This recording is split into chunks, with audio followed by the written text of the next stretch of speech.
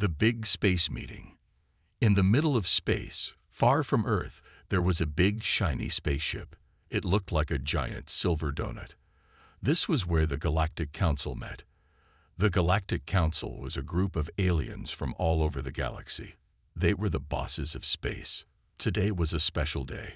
All the alien leaders were coming for a big meeting. Spaceships of all shapes and sizes were arriving. Some looked like balls, others like triangles, and some were so weird that they hurt your eyes if you looked at them too long. Inside the big donut ship, there was a huge round room. In the middle was a table that looked like a glowing blue ring. Around this table sat the alien leaders. They were a funny-looking bunch. There was Zorlax from Planet Blob. He looked like a big purple jelly with eyes. Next to him was Queen Syrah of the Zap Zaps. She had 6 arms and skin that sparkled like diamonds. Grunkle the Wise from Mossy World was there too. He was tall and green and looked a bit like a walking tree. The leader of the council was High Commander Clicks. Clicks looked like a big brain with tiny arms and legs. He floated in a bubble filled with green goop. Clicks's bubble floated to the middle of the room. He spoke in a voice that sounded like bubbles popping.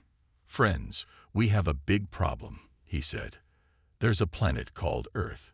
It's full of creatures called humans." The room got noisy. Some aliens laughed. Others looked scared. Zorlax the Blob wobbled nervously. Clicks showed them a picture of Earth. It looked small and blue. Then he showed pictures of humans.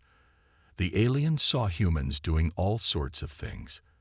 They saw humans building big cities, flying in airplanes, and even going to their moon. "Humans look funny," said Queen Syrah. "They only have 2 arms. How do they get anything done?" Grunkle the Wise shook his leafy head. "Don't be fooled," he said. "These humans are trouble. They're growing too fast. Soon they'll be all over the galaxy." The aliens started arguing. Some thought humans were no big deal. Others were scared of them. It got so noisy that Clicks had to make his bubble glow bright red to get everyone to be quiet. "Listen to me," Clicks said. "Humans are dangerous. They fight all the time. They're curious about everything. And worst of all, they don't give up. Ever." He showed them more pictures. The aliens saw humans fighting big wars. They saw humans climbing tall mountains and diving into deep oceans. They even saw humans trying to make spaceships to explore the stars. "Oh no," cried Zorlax. "What if they find us? What if they want to fight us?" Queen Syrah stood up. All 6 of her arms waved around. "I say we smash their planet," she yelled. "Let's blow up Earth before the humans can come to space." Many aliens cheered, but Grunkle didn't look happy. "Wait," he said.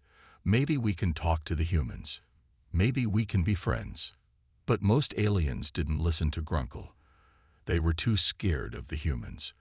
They liked Queen Syrah's idea better. Clicks's bubble turned dark blue. This meant he was thinking hard. Finally, he spoke. "We will attack Earth," he said. "We will get rid of the humans before they become a bigger problem." The room was full of excited alien noises. They all started planning how to attack Earth. They thought it would be easy. After all, humans were just little creatures on a little planet. How tough could they be? But Grunkle the Wise was worried. He knew something the others didn't. He had studied humans in secret for many years. He knew that humans were tougher than they looked. He tried to tell the others, but they were too busy planning their attack. As the meeting ended, the aliens left feeling very proud of themselves. They thought they had solved a big problem. They thought attacking Earth would be easy. But they were wrong. They didn't know that humans were special. They didn't know that humans could do amazing things when they had to. And they definitely didn't know that humans simply refused to die. The aliens of the Galactic Council were in for a big surprise. Their attack on Earth wouldn't go as planned. Not at all. Aliens attack. It was a normal day on Earth. People were going to work, kids were in school, and everything seemed peaceful. But high up in the sky, something strange was happening. Suddenly, The sun seemed to disappear. People looked up and gasped. Huge spaceships were floating above every major city in the world. These ships were so big that they blocked out the sun. They looked like giant metal clouds. In New York, a hot dog seller named Joe was the first to see them. He dropped his hot dog and yelled, "Look up." Soon, everyone on the street was staring at the sky with their mouths open. Inside the alien ships, the attackers were getting ready. High Commander Clix's bubble floated in front of a big screen. He could see all the shocked humans on Earth. "Silly humans," Clix bubbled. "They have no idea what's coming." Queen Syrah was excited. All 6 of her arms were pressing buttons. "Let's zap them," she shouted. "This will be easy." Grunkle the Wise tried one last time to stop them. "Please," he said. "The humans might surprise us. We should be careful." But nobody listened to him. Clix gave the order, "Attack." Bright beams of light shot down from the ships. They hit buildings, roads, and parks. Everything the beams touched disappeared. It was like someone was erasing parts of the Earth. In London, Big Ben vanished in a flash of light. In Paris, the Eiffel Tower melted away. In Tokyo, whole blocks of buildings disappeared in seconds. People started to run and scream. They had never seen anything like this before. The world's armies tried to fight back. They shot missiles and bullets at the alien ships. But nothing worked. The ships were too strong. The aliens were laughing. They thought they had won already. But then something unexpected happened. In New York, Joe the hot dog seller didn't run away. Instead, he grabbed his metal hot dog cart and pushed it right under the alien beam. The beam hit the cart and bounced back into the sky. It hit the alien ship and made a small hole. The aliens were shocked. How could a simple hot dog cart hurt their ship? In other places, humans were fighting back too. In Rio de Janeiro, a group of kids used mirrors to reflect the alien beams back at the ships. In Mumbai, people threw buckets of water at the beams, which made them scatter and weaken. High Commander Clix couldn't believe his eyes. "What's happening?" He bubbled angrily. "Why aren't the humans dying?"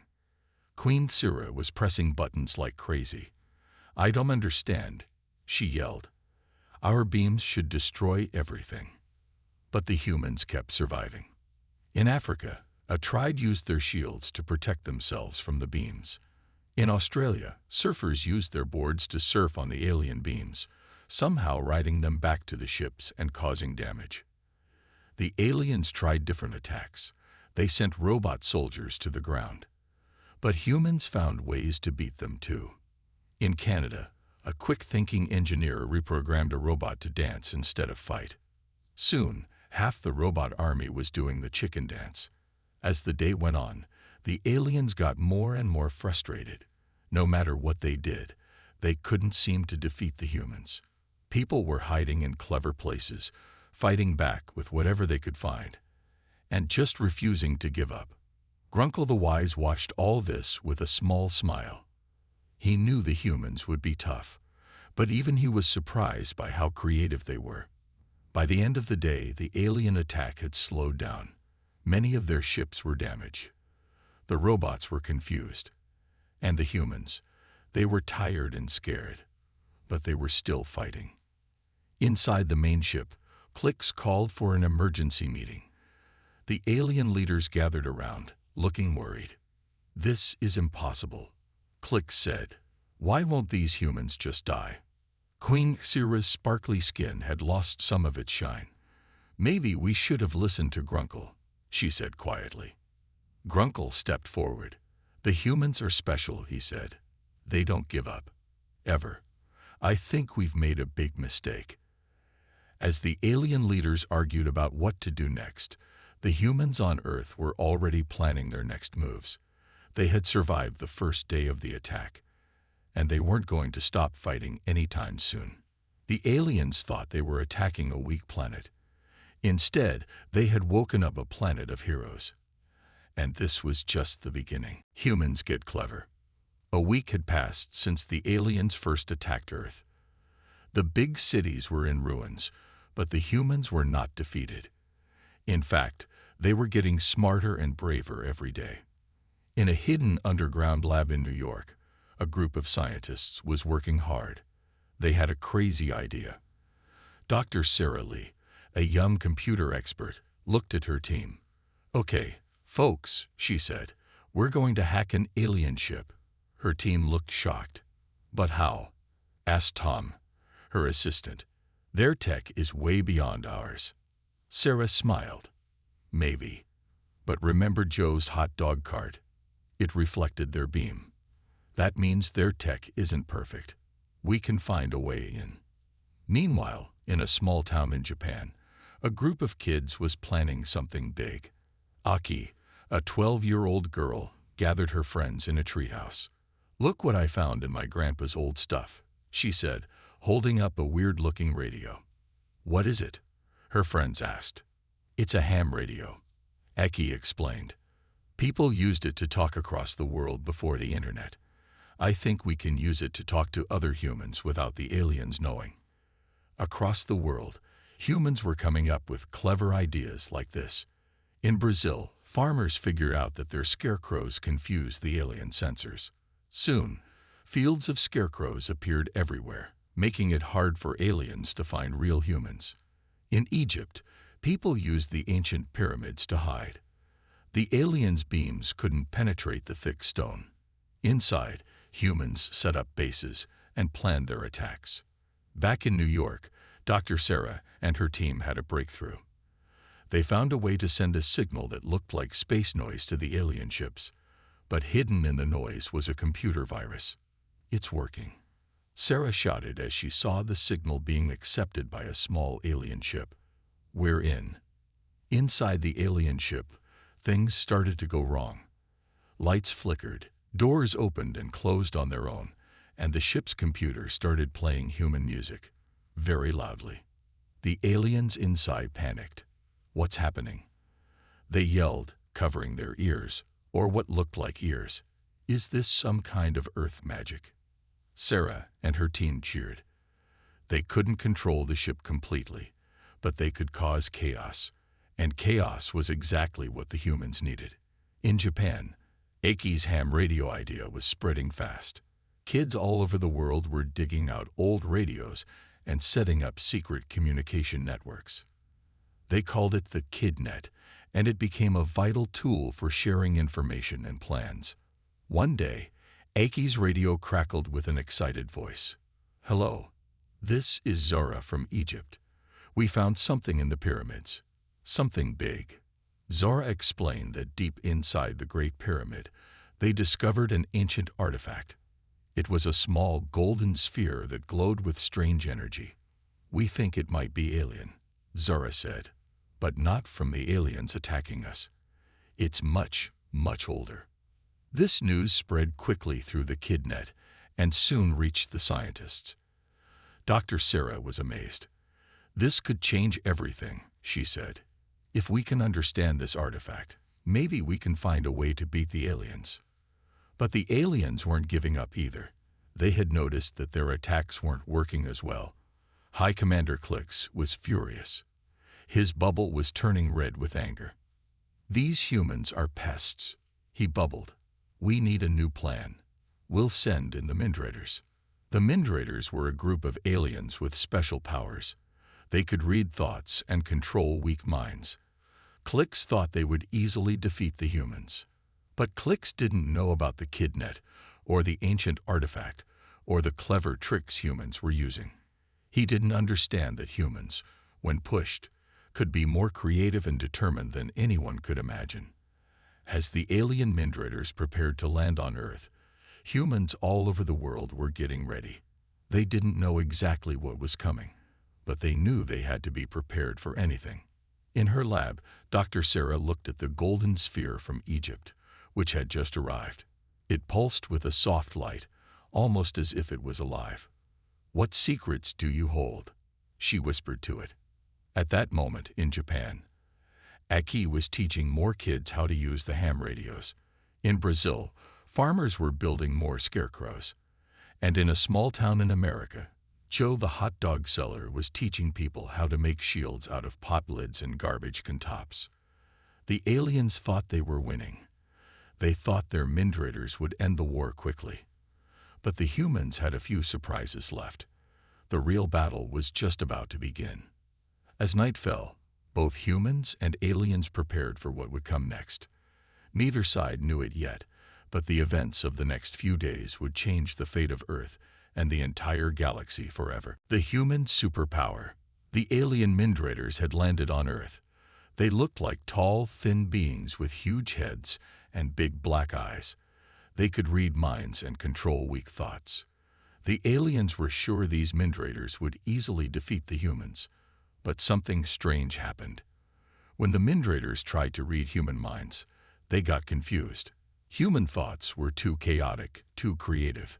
It gave the Mindrators headaches. In a secret alien base, a Mindrator named Zix reported to High Commander Klix. "Sir," Zix said, holding his big head, "human minds are weird. They think about food while planning battles. They dream about flying while hiding in caves. We can't control them." Klix's bubble turned a worried shade of green. "Impossible," he bubbled. "Capture some humans. We need to study them closer." Meanwhile, in her lab, Dr. Sarah Lee was studying the golden sphere from Egypt. She had been working for days without sleep. Suddenly, the sphere started to glow brightly. "Everyone, come quick," Sarah shouted to her team. They all gathered around the sphere. It projected a hologram of an alien, but not like the ones attacking Earth. This alien looked wise and kind. The hologram spoke. "If you are seeing this, your planet is in danger. Long ago, we visited Earth and saw the potential in humans. You have a power you don't know about. It's in your blood, in your very cells. You can adapt to anything. You can survive anything. This is why the invaders will fail." The scientists were amazed. Sarah looked at her team with wide eyes. "We need to test our blood right now." In Japan, Aki and her friends were using the KidNet to spread a new idea. "The aliens can't read our minds if we think silly thoughts," Aki told everyone. "When you see a Mindrator, think about dancing elephants or singing cucumbers." Kids all over the world loved this idea. Soon, whenever Mindrators came near, humans would think the silliest thoughts they could. The Mindrators would run away, holding their aching heads. Back in the alien base, Zix and other alien scientists were looking at human blood under strong microscopes. They were shocked by what they saw. "Look," Zix said, pointing at the screen. "The human blood cells are changing as we watch. They're adapting to our tests in real time." Another alien scientist tried to zap the blood with a laser, but the blood cells quickly formed a shield and deflected the laser. "This is impossible," the alien scientist said. "No species should be able to do this." High Commander Klix watched all this with growing fear. "So, the humans have some kind of superpower," he bubbled nervously. "But they don't even know it." In her lab, Sarah and her team had made the same discovery. "Our bodies adapt automatically to any threat," she explained to her team. "That's why the alien beams couldn't kill us all. That's why we can survive in space for short times. We're natural survivors." Tom, her assistant, looked worried. "But if the aliens know this now, won't they just try to destroy the whole planet?" Sarah nodded grimly. "We need to use this knowledge quickly. I have an idea, but it's dangerous." She explained her plan to the team. They would let themselves be captured by the aliens. Once on the alien ships, their bodies would adapt to the alien environment. They could then sabotage the ships from the inside. "It's risky," Sarah admitted, "but it might be our only chance." The plan was shared through the KidNet. All over the world, brave humans volunteered for the mission. They knew it would be dangerous, but they were ready to fight for Earth. In the alien base, Klix was giving new orders. "Forget capturing humans," he bubbled frantically.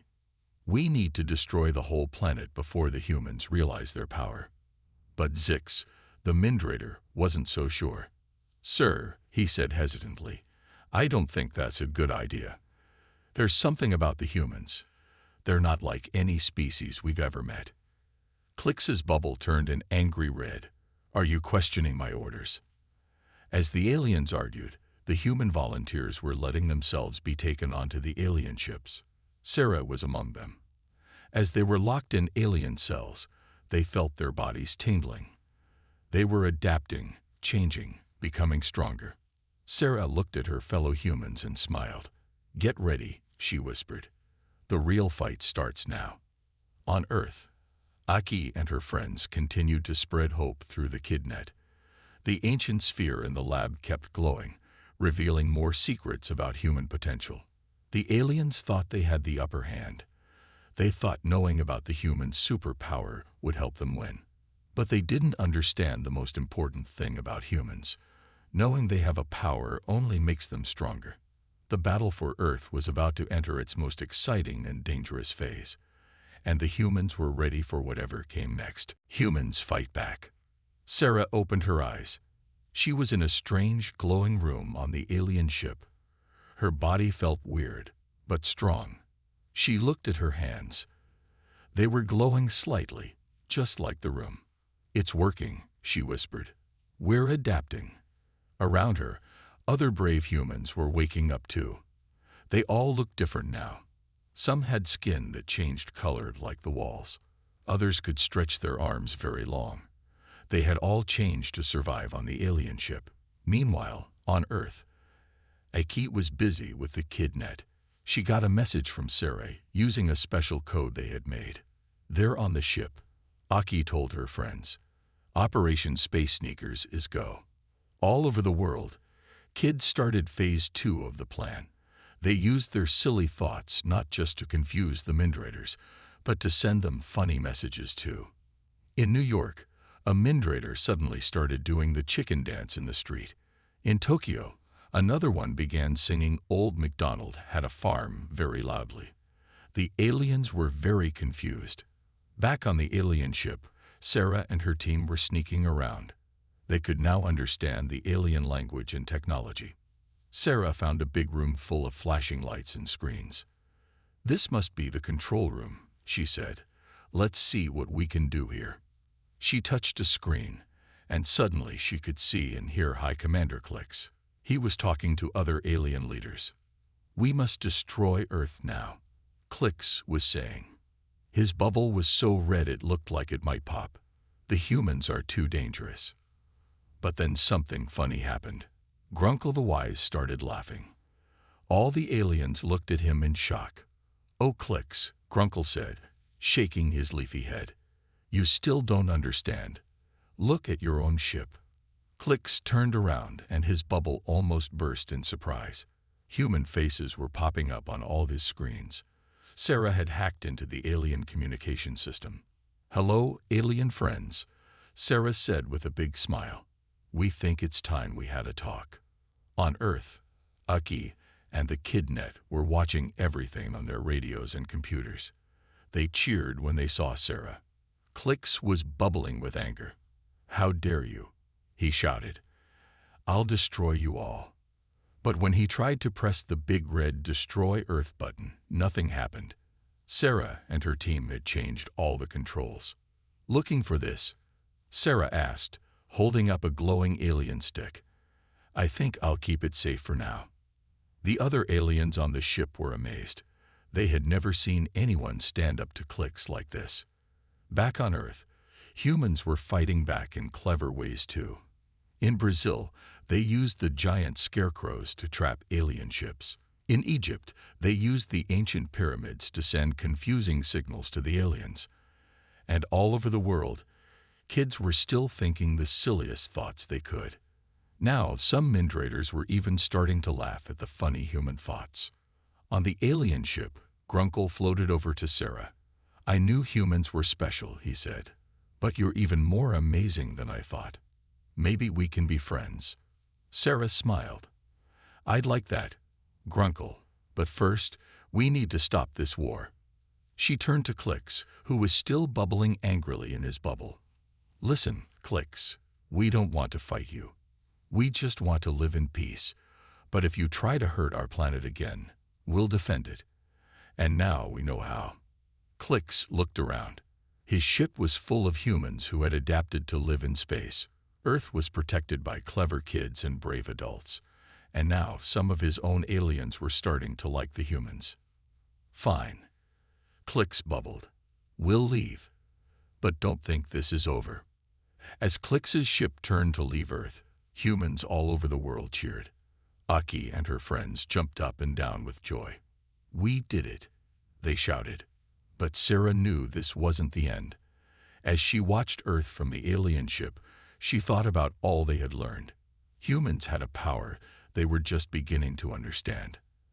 And the galaxy was much bigger and stranger than they had ever imagined. "We'll be ready next time," Sarah said to herself. "And maybe we'll do some exploring of our own." As the alien ships left Earth's sky, a new day was dawning. Humans looked up at the stars with new eyes. They had faced the greatest threat in their history, and they had won. Not just with strength, but with cleverness, teamwork, and their amazing ability to adapt. The story of Earth's great victory spread across the galaxy. Other alien races heard about the strange, adaptable humans who had defeated the mighty Galactic Council. Some were scared, some were curious, but all of them knew one thing for sure. Humans were now a force to be reckoned with in the galaxy. And this was just the beginning of humanity's great adventure among the stars. Making new friends. A few months had passed since the aliens left Earth. The world was slowly getting back to normal, but everything felt different now. Humans knew they weren't alone in the universe, and they had some amazing new powers. In New York, Dr. Sarah Lee was working in a new lab. It was called the Galactic Friendship Center. She was trying to build a special machine to talk to friendly aliens. One day, while Sarah was working, her computer started beeping. A message appeared on the screen. "Hello, Earth. Can we be friends?" Sarah couldn't believe her eyes. She quickly called Aki in Japan using the KidNet. "Aki, you won't believe this," Sarah said excitedly. "We got a message from space." Aki's eyes went wide. "Wow. What does it say? Is it Grunkle?" Sarah shook her head. "No, it's someone new. They want to be friends." All over the world, the news spread quickly. Humans were both excited and a little scared. What if it was a trick? But Sarah had an idea. She sent a message back to space. "We'd love to be friends. Why don't you visit us? We'll have a big party." A few days later, a small, colorful spaceship landed in a field near New York. It looked like a giant soap bubble with rainbow colors. Out stepped 3 aliens. The first alien looked like a big, fluffy cloud with eyes. It floated gently in the air. The second was tall and thin, with skin that changed colors like a chameleon. The third was small and round, rolling around like a happy ball. "Hello, humans," the cloud alien said in a soft, whisper-like voice. "I'm Fluff. These are my friends, Shifty and Raleigh. We're the Galactic Friendship Committee." Sarah, Aki, who had flown in from Japan, and a group of scientists and kids were there to meet them. At first, everyone was a bit shy, but then Raleigh did a funny little dance, and everyone started laughing. Fluff explained that they had heard about how clever and brave humans were. "We want to learn from you," Fluff said. "And we can teach you about the galaxy too." Shifty, whose skin was now a happy yellow color, added, "Plus, we heard you throw great parties." The humans were thrilled. They showed the friendly aliens around Earth. The aliens were amazed by everything: trees, oceans, and especially ice cream. "This cold, sweet stuff is amazing," Raleigh said, rolling around happily after tasting ice cream for the first time. Meanwhile, kids from the KidNet were asking the aliens all sorts of questions. "Can you teach us how to make spaceships? Are there alien kids we can play with? Do you have alien pets?" The aliens were happy to answer. They told stories about their home planets and the amazing things they had seen in space. But not everyone was happy about the new alien friends. Some people were still scared after the big attack. They didn't trust any aliens. One day, a group of worried people came to the Galactic Friendship Center. They had signs that said, "No more aliens." Sarah and Aki were worried. They didn't want their new friends to feel unwelcome. But Fluff had an idea. "Let's show them we're not scary," Fluff said. "We'll have a big picnic in the park. Everyone can come and meet us." The picnic was a great idea. The aliens made weird but tasty space food. Shifty entertained everyone by changing colors to match people's clothes. Rolly played games with the kids, rolling around and making everyone laugh. Slowly, even the worried people started to relax and have fun. By the end of the day, everyone was laughing and talking together. As the sun was setting, Fluff floated up high so everyone could see. "Thank you, humans, for being our friends," Fluff said. "We have a special gift for you." Fluff, Shifty, and Raleigh raised their alien hands, or what looked like hands. A beam of light shot into the sky. Suddenly, the stars seemed to get brighter, much brighter. "We've given you the gift of clear sight," Shifty explained. "Now you can see the wonders of the galaxy much better, even from Earth." Everyone gasped as they looked up.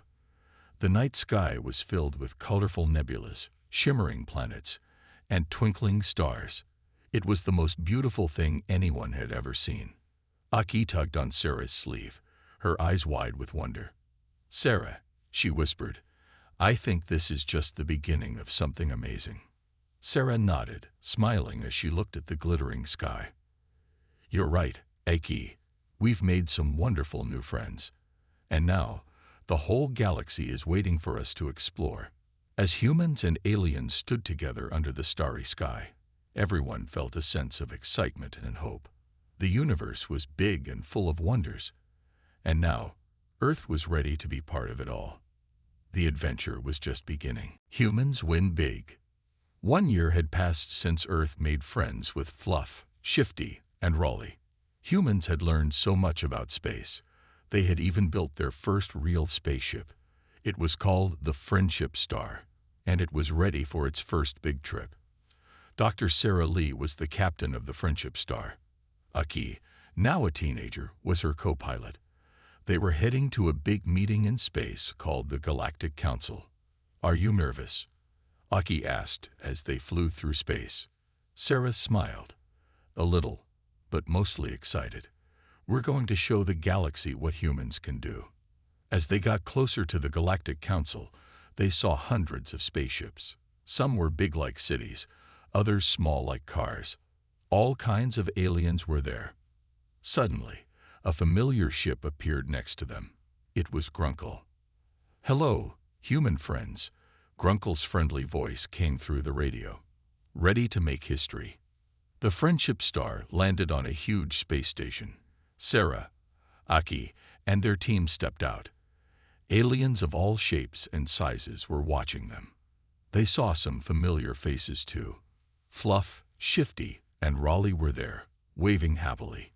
Even High Commander Clicks was there, his bubble a nervous green color. A big voice boomed out, "Welcome to the Galactic Council. Humans of Earth, please step forward." Sarah and Aki walked to the center of a huge room.